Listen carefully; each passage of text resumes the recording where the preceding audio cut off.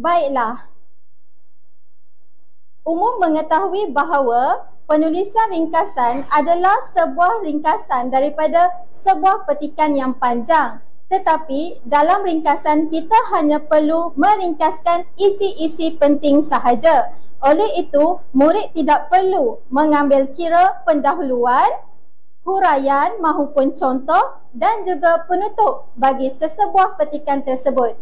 Di sini saya sediakan kerangka penulisan ringkasan yang lengkap. Pada permulaan, murid perlulah mengenal pasti fokus yang terdapat dalam petikan tersebut. Kemudian, murid perlu menyatakan isi bagi fokus tersebut yang pertama. Jadi, di sini saya bacakan kerangka penulisan ringkasan.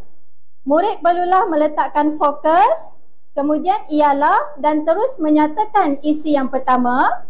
Seterusnya, murid meletakkan penanda wacana yang sesuai. Saya cadangkan menggunakan penanda wacana selain itu.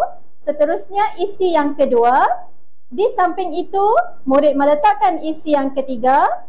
Seterusnya, isi yang keempat. Dan penanda wacana yang terakhir ialah akhir sekali. Isi yang kelima dan isi yang keenam sekiranya ada.